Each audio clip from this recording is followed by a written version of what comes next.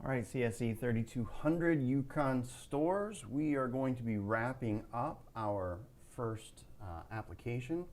It may take a few videos to do that, however. So far in the videos, I have posted chapters 1, 2, 3, and 4, and then I am posting these videos, 7. 5, 6, and 8 may get added at a later time, but there is nothing in them that requires us to have it coded in order to finish up the application here. So we are going to be adding in a second activity. This is the first time we've done that. And we are going to update the user interface, the layout for the main activity that we already have. And then we're going to get them to communicate. Now, those first two objectives will be relatively short, but the third objective I feel is going to be pretty long, and I'm not sure how many videos it's going to take. So let's get going.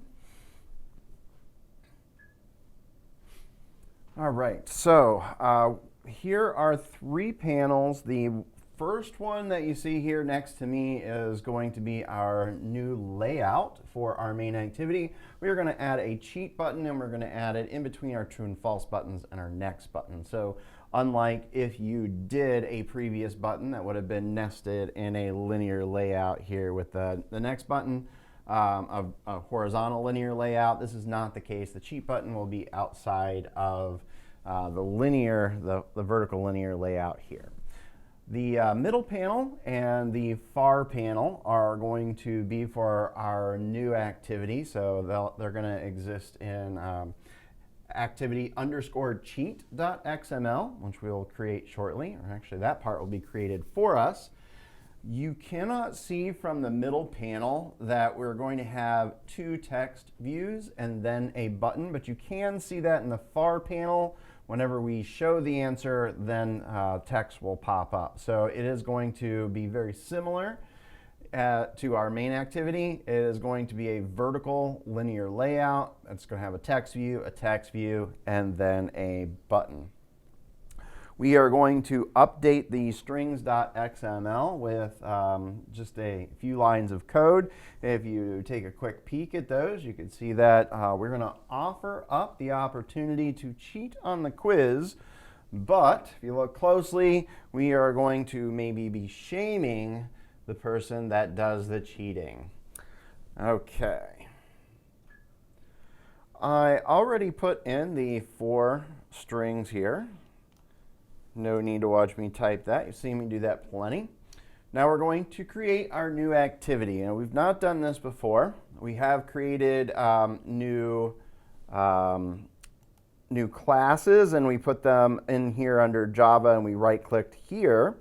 That's not what we're going to do with a new activity. We're going to right-click App. We're going to go New.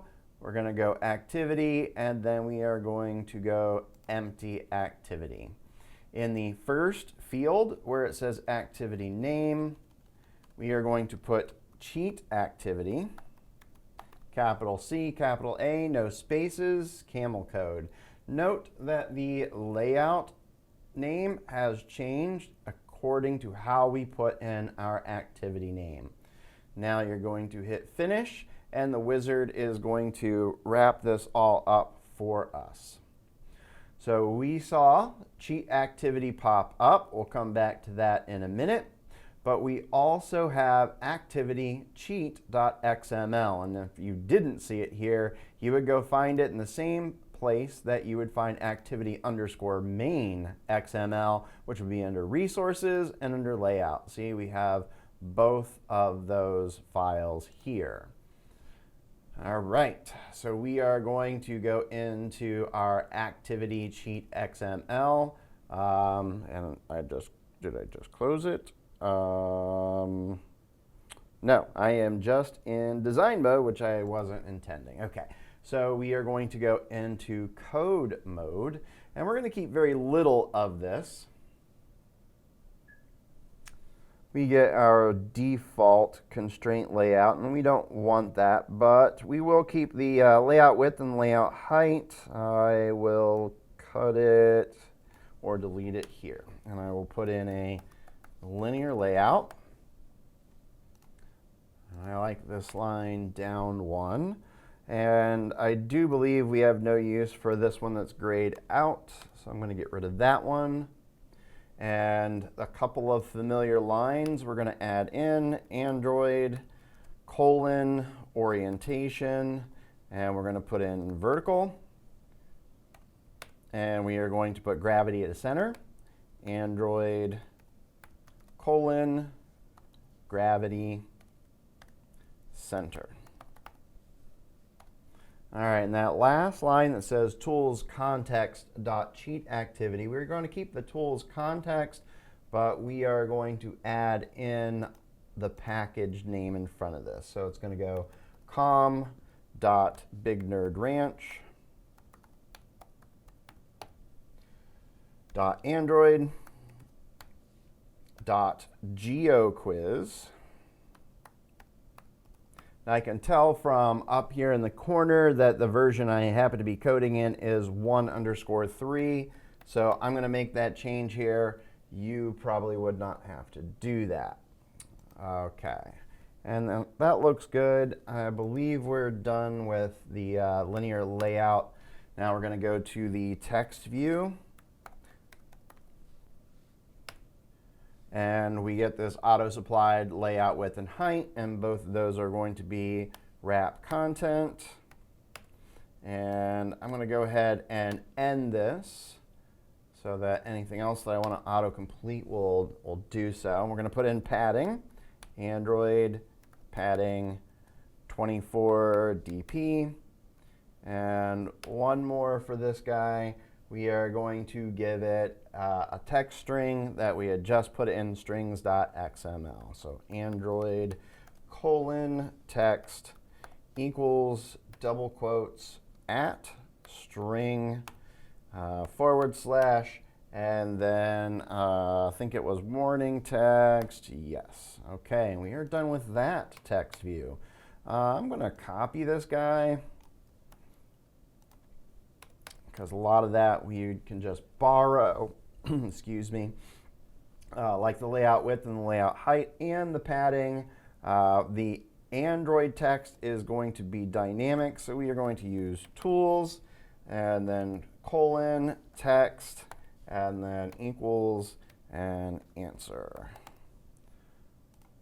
And we are going to be interacting with this one. So we are going to put in an ID, Android colon ID equals in double quotes, the at, then the plus sign, ID / and we're going to call this guy answer text view.